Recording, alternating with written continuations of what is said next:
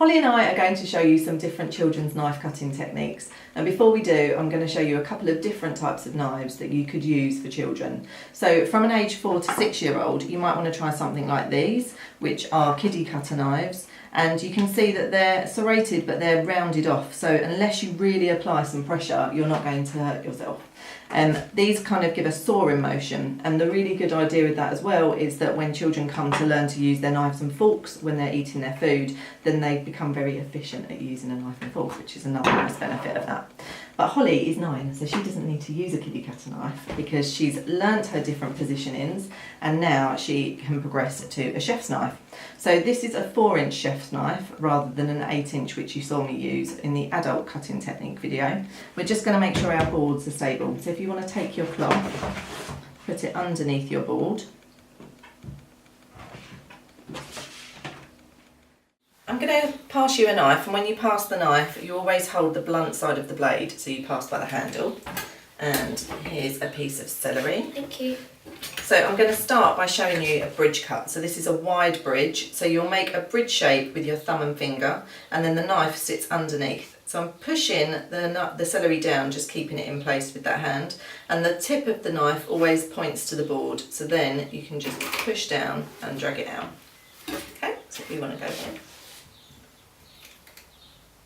So push down and pull out, lovely.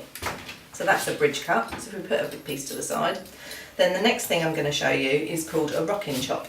So with a rocking chop, you just keep your knife in the same place and you just hold onto the handle and then lift it up and down, so it's just rocking on the board. And you want to turn your left side in a little bit so that your thumb can come behind. We're still doing the bridge shape, so fingers, your nails kind of rest onto the food and thumb comes behind, and then you'll be pulling your fingers back and pushing it with your thumb.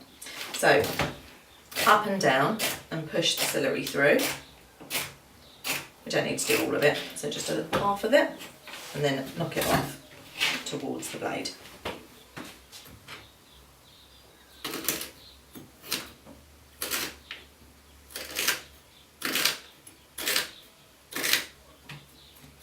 Lovely, that's enough.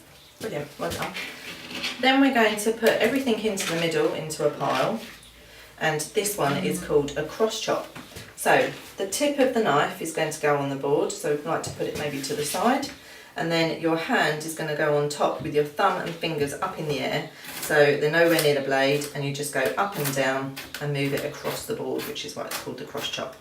And this is really good if you're doing things like finely chopped herbs or you're doing finely chopped onions. So then always push away from the blade, the sharp point, to get it off, put it back into a pile, and then you can carry on to make it extra fine. Okay.